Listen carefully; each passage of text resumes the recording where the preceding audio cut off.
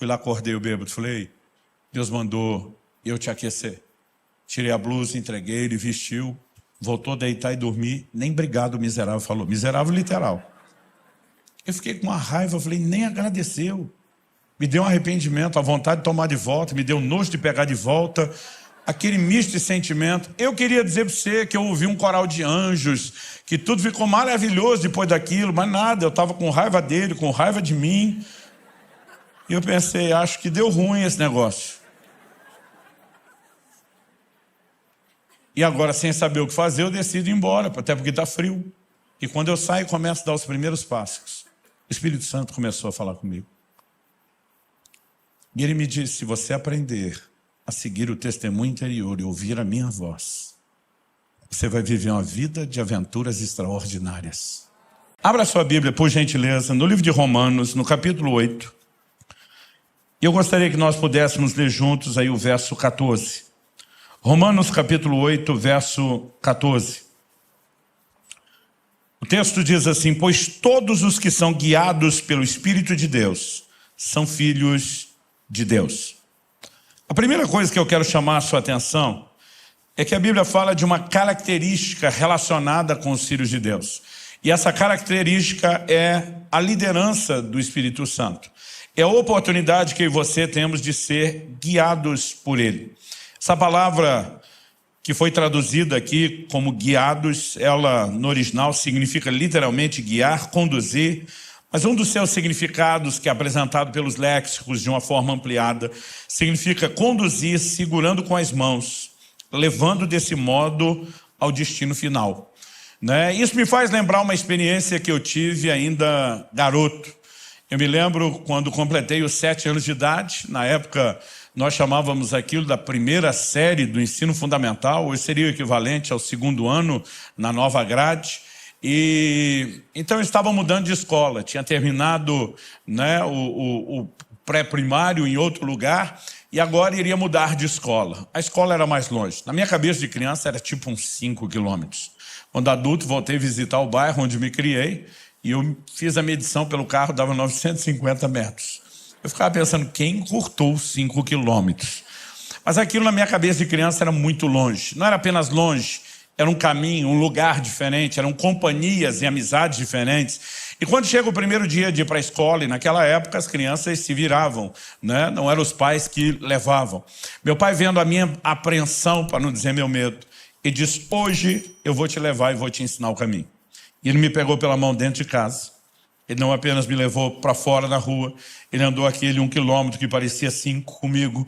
Ele chega até a escola, ele não me deixou do lado de fora, ele entrou, ele descobriu qual sala eu estava matriculado, ele parou exatamente na fila que se formava na frente da sala, me deu todas as instruções. Eles vão cantar o hino nacional, naquela época se fazia isso. E quando terminar, aquela professora entrar por aquela porta e essa fila andar atrás dela, você entra junto e assunto resolvido. Cada vez que eu penso na ideia da liderança do Espírito Santo, eu não penso apenas numa experiência ou outra com o profético. Eu imagino alguém que desde o dia da nossa conversão nos toma pela mão e diz, vem comigo, eu vou te guiar até o seu destino final. Se há algo que eu e você devemos não apenas esperar no sentido de uma possibilidade, mas contar como sendo não apenas um fato, mas uma necessidade, é que nós precisamos da liderança do Espírito Santo. A verdade é que nós não podemos nada sem Ele. Jesus diz que é Ele quem convence do pecado, da justiça e do juízo. Ninguém se arrepende sem a ação do Espírito Santo. Ninguém nasce de novo sem a obra do Espírito Santo. Tito 3,5 fala do lavar, da regeneração do Espírito Santo. Mas a obra do Espírito Santo não se limita a nos conduzir ao arrependimento e novo nascimento. Depois disso, é Ele quem estará presente e vai nos conduzir, vai nos guiar a toda a verdade, disse Jesus. Quando em João 14, Jesus diz, eu não vou deixar vocês órfãos, eu estou saindo por um tempo, mas até que eu volte, eu não deixo vocês órfãos, vou enviar um Consolador. Essa percepção de João 14 me fez imaginar muitas vezes o Espírito Santo quase como uma espécie de estepe, de substituto do Jesus que não estaria presente. Mas é quase como se ele não estivesse bem à altura. Quando eu falo do estepe, é porque a maioria de nós, vou falar aí principalmente dos homens que gostam dos carros esportivos, que já botaram o dinheiro em roda. Ninguém investe na roda do estepe. Ninguém investe no pneu do estepe, porque ele é só para de vez em quando. Então a gente olha para aquilo e diz, se faltar, ele dá conta, mas não está no mesmo nível. Mas quando você olha a declaração de Jesus em João 16, é muito interessante. Porque o Senhor Jesus diz o seguinte no verso 7 de João 16, eu vos digo a verdade, convém-vos que eu vá. Porque se eu não for, o Consolador não virá para vós outros. Se porém eu for, eu vou lhe enviarei. Lá em João 14, parece que Jesus está dizendo, por que eu estou indo para não ficar sem ninguém, ele vem. Aqui, em João 16, Jesus está dizendo, convém que eu vá. Jesus está dizendo, eu preciso tirar o time de campo, porque se eu não for, ele não vem. Então agora, não é que o Espírito Santo está vindo, porque Jesus está indo. Jesus está dizendo, eu tenho que ir para que ele venha. E ele começa a dar um outro tom à conversa.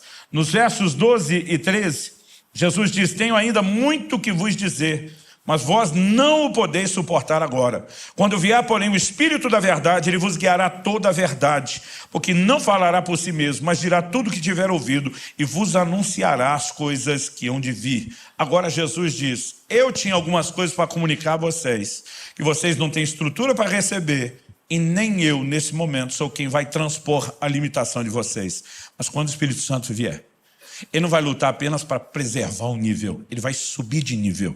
Ele vai trazer um nível de compreensão e entendimento que nem eu consegui colocar dentro de vocês.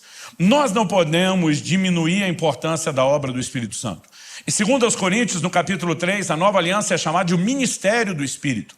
Porque tudo que vivemos do arrependimento, novo nascimento, toda a experiência de vida cristã é chamada a obra do Espírito Santo. A transformação do crente de glória em glória na imagem do Senhor é obra do Espírito Santo.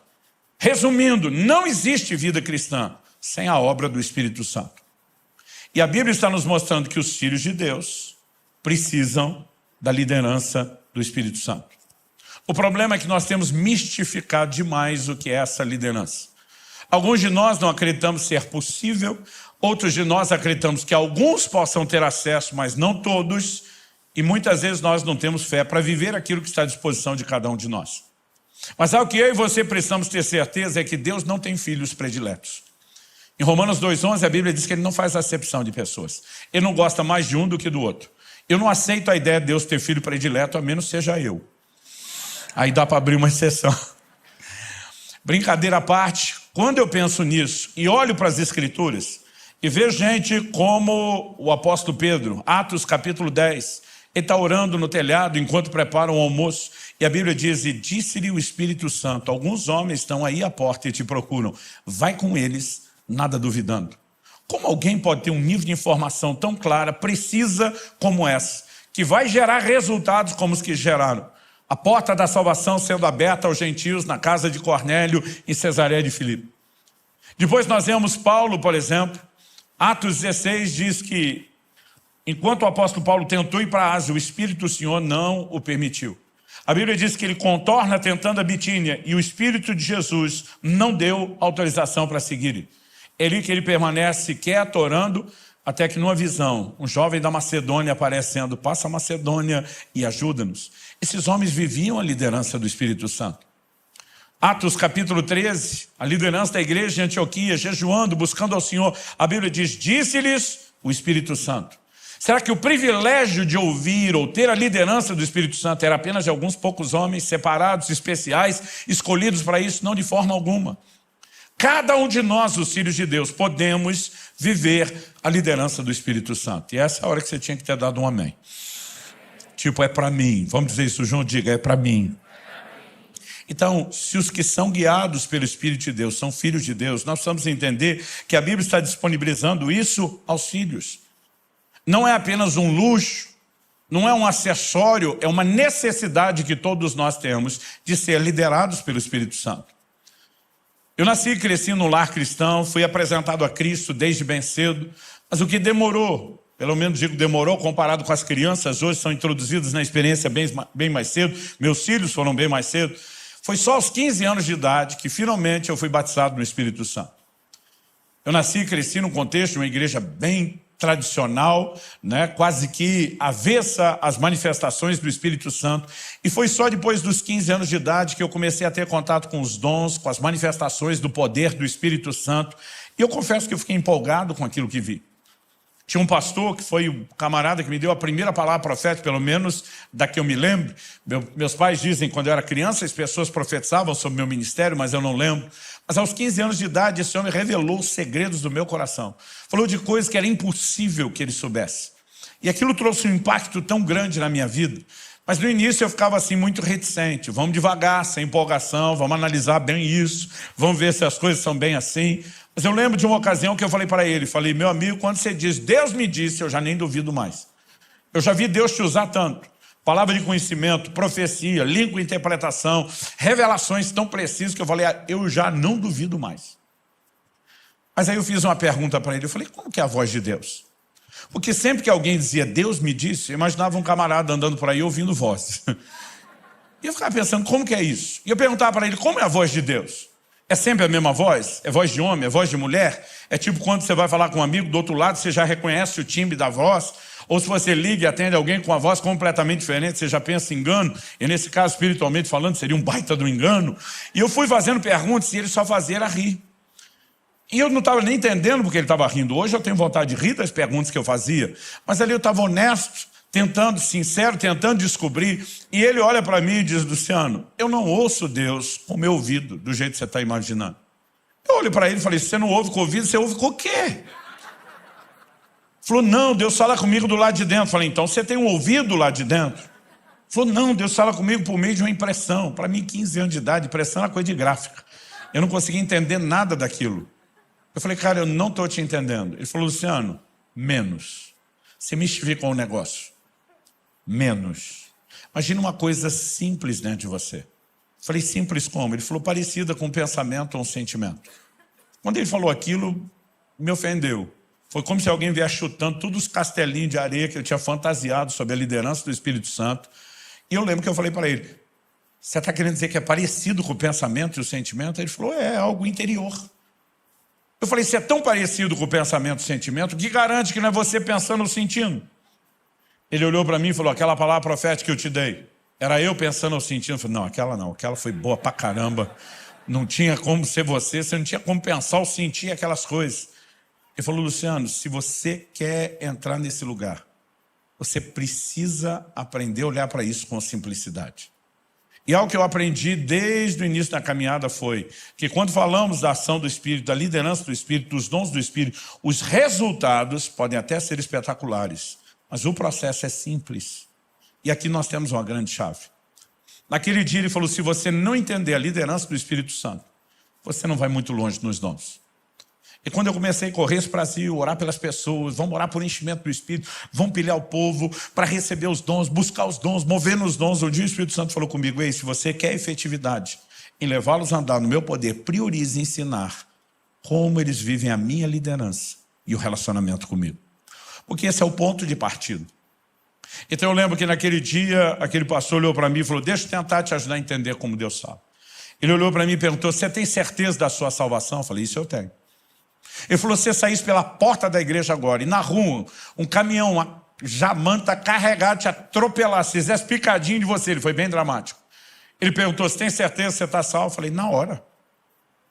Ele falou, alguma vez Jesus já te apareceu? Dizendo, meu filho, eu mesmo te garanti com o meu sangue, tu está dentro. Eu falei, não, nunca vi Jesus.